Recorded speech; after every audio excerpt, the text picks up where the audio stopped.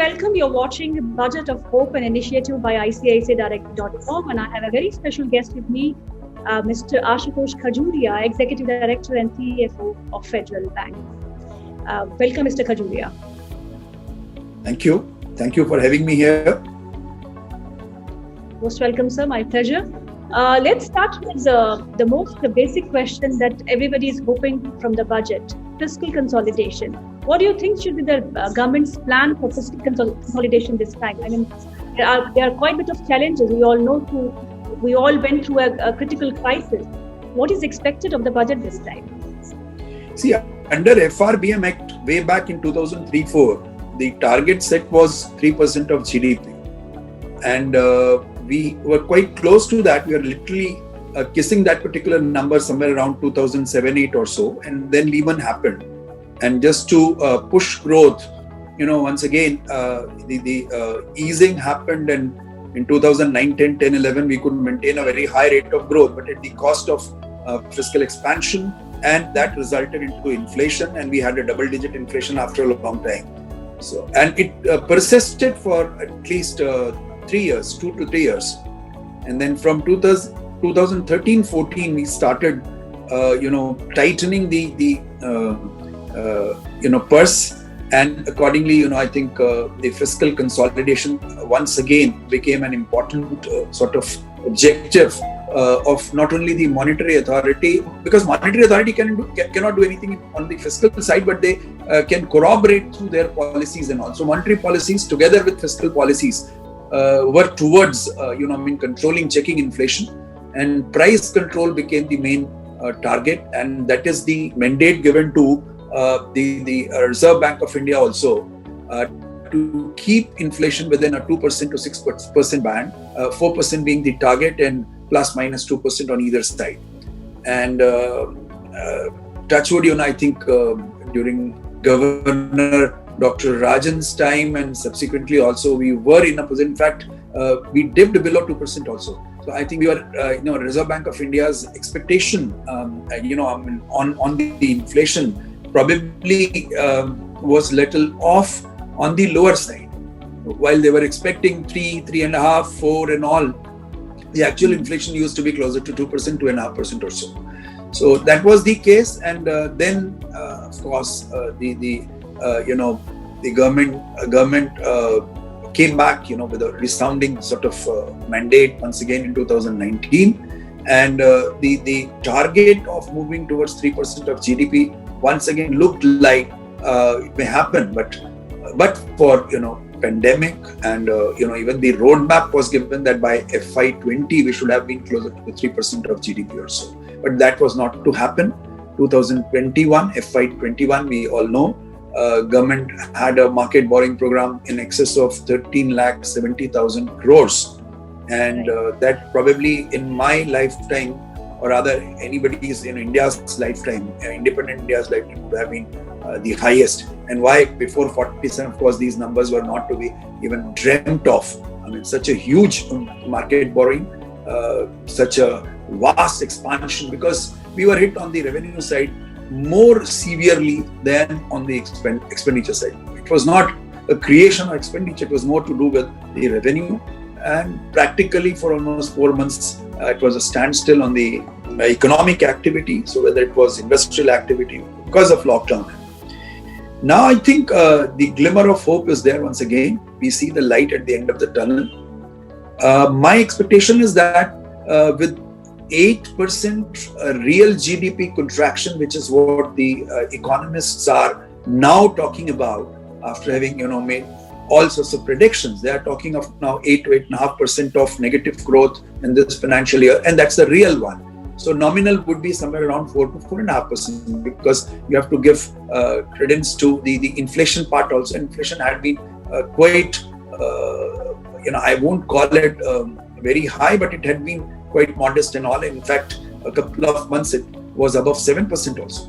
So I think with those inflation figures, inflation numbers, we can end up the year with nominal growth rate being minus 4% or so. So starting from about 208, 209 trillion rupees, we may end up this year in rupee terms somewhere closer to 200 trillion. 200 lakh crore, 200 lakh crores. So if we are there, and from there we are looking at, I think the world economic outlook. That's the publication of IMF biannual publication and all that. If we go by that, sorry, it's a half-yearly publication or so. If we go by that, they are expecting India to have a real growth rate of 11.5% in FY22, or rather calendar year 2021. Yes. So if that be the case, and we look at about 4 to 5% of inflation added to that, the nominal growth rate could be closer to 15-16%. Some say 13.5, but I think if 11.5 is the real rate of growth, then I think nominal rate could be closer to 15 to 16%. If that be the case, we are looking at a GDP number of closer to 230 to 232 trillion rupees. And on that, if we talk of 5.5% fiscal deficit, which is what looks likely, we are looking at a fiscal deficit number of closer to 12 to 12.5 lakh crores. If they tighten the purse more, being more stingy, then it can go to even 10 trillion rupees, 10.5 trillion rupees. But that is not likely because they have to generate employment. And for employment generation, you need to have infra spending. Probably, I think yes. That is something which my expectation is. So your question on a plan on fiscal consolidation, I would say, looks like market borrowing program and net market borrowing program could be of the order of 10 to 11 trillion rupees. That looks very likely. You just spoke about infra spending. Infra is a sector which has been in focus for a long time now. So what any big majors that you expect for this sector to come? One of the important objectives in front of government would be employment generation, because lots of unorganized sector employment loss has happened. Touchwood, we had wonderful, consecutive, crop seasons, wonderful seasons, 2 Kharifs and 2 Rabis. This one also looks to be quite good because the soil moisture is quite good. There had been late rains, and this all could lead to another bumper harvest of Rabi in March and April. March is coming up, it's not too far now. Another month and a half, and you are into March. And once you are in March, Rabi output would be in the market, starting from Madhya Pradesh, wheat from Madhya Pradesh, then wheat, mustard, all those things coming from Punjab, Haryana, and all those areas, the granary of India. So I think we are going to have another bumper harvest of Rabi, consecutive fourth one, and because of that, government could afford to provide grains to support those who had lost their employment for free, 5 kgs plus pulses and all those things, because the granaries were, our warehouses were full and all, and that way some stock which could have otherwise rotten and all could be used for the right purpose to feed the people and all. Now, feeding is okay up to November. You had the free ration and all those things and all, but now you need to provide employment to them. And to provide employment, one important sector which comes under infra could be construction. So construction is one area where it could be road construction, it could be other, construction related activities, both in private as well as public sector. So you can have the private expenditure, you can have the public expenditure. So I think there would be more push to that within the constraints. So within the inverted comma, maintaining the fiscal prudence. So related to your first question, I think keeping a check on tab on how much spending they can do within those limitations, I think I see more of money being pumped into construction activities. So I see this, probably the further expansion of road network, widening of roads, 2 lanes becoming 4 lanes, 4 lanes becoming 6 lanes, railways, this part, the dedicated freight corridor, DFC, completion of that, the Delhi, Mumbai, as well as Amritsar, Kolkata, on both sides, the work may get accelerated. So whether it is the rail transport or it is road transport or in some cases waterways and all, we may see more activity coming in. And this is not something which will happen in 1 year, because infra projects, will have to be run with same vigor, intensity for at least 5 to 10 years.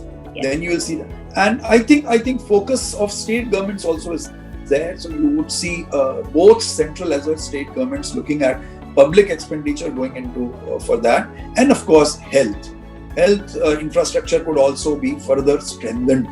Though I think if you see the mood of the nation poll from India Today and all, looks like people are broadly satisfied with how the central and state governments, irrespective of the party which was in the government, they are more or less satisfied with the way governments have dealt with this crisis.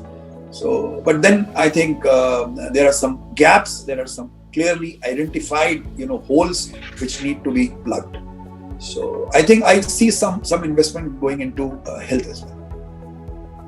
Do you see the recap of banks happening this time? I mean, for some banks who really need capital? See, there's saying, proof of the pudding is in eating. We have seen this government, providing capital to the public sector banks as and when it was needed. When they first announced 2.1 trillion rupees to be pumped into public sector banks some 4 years back, it looked like it's just an announcement, and probably it would be difficult for the government to do that.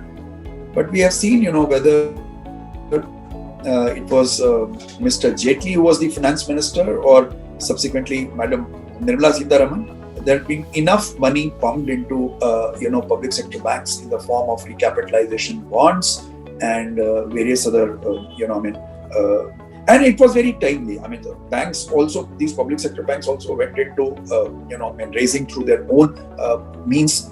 They went in for their AT1 or Tier 2 bonds through that, and I think some QIP issues as well. Some banks probably may come on the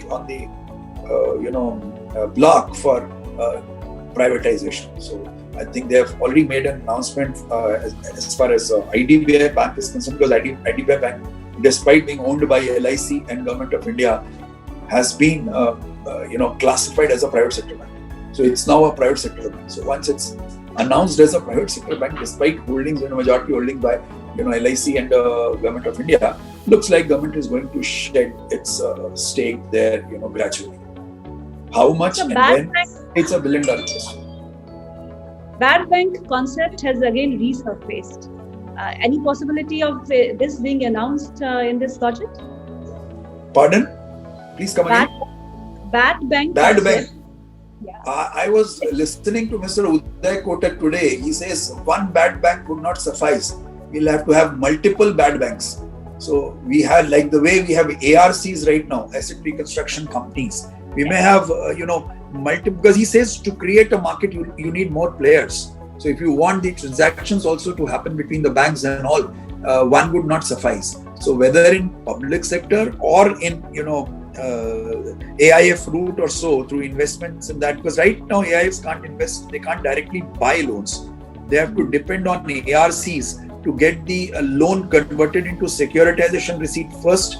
And when it becomes an instrument, marketable instrument, then AIFs are in a position to invest into it, because they can invest only in securities. They just can't buy loans, all alone. So I think probably you would need more bad banks to at least convert these assets into securities and then securitize and sell it, because RBI has a paper already there on for discussion on this particular issue. So on securitization particularly, and where this has been debated, argued, articulated. So I think let's see how it shapes up. So what's your opinion on the initiative on Budget of Hope with ICICI Direct? Wonderful initiative. At least I think I remember. I think there's a famous efficient market theory, which says that markets run on expectations. So if the business confidence is more, so if I am feeling good, that feel good factor is there, and it is repeated by say some 10 players, I may be representing a mid-sized private sector bank. Similarly, if you are talking to various other speakers from different arena, from different walks of life, walks of society, and all, I think you would get the information. You will have the pulse of this thing. And being a brokerage, being a NBFC, whichever way you see ICICI Securities as, I think it is good to create such platform where people come and share their views. And if the mood is upbeat here and all, would definitely be contagious and would lead more people to believe in it and accordingly act on it. Because sometimes if you are gloomy, you are under despair, you have a lot of uncertainty, all those things, that gets, translated and that gets induced to others, So there's a highly contagious outcome of that. And for that, to reverse that, we already had been through that. I'm not saying that it has not been seen in last 6-8 months. We have been in that type of scenario. Now it looks like the recovery is going to be quite sharp. If Mr. Birla is to be believed, I think he is talking of more than expected type of sharper recovery, V-shaped recovery. I don't know whether it is V-shaped or K-shaped or U-shaped or, L I would not say, because L is not a recovery. It fall and then, after that flat. So I think whichever form, whichever shape the curve takes, I think now the consensus is getting built up that is going to be recovery very soon. And it's already, we are seeing it, the results, quarterly results of the corporates that are coming out, banks. In fact, I am expecting, banking sector to do very well. Reason is very simple. If you have expecting a nominal rate of growth of about 15 to 16%, then I think you're talking of something like 18 to 20% of the growth in financial sector. So it could be NBFCs, it could be banks, anything. Those who have capital definitely would be capitalizing on this. Let's hope for the best. Mr. Khajuria, thank you very much for speaking with us. It was lovely speaking to you.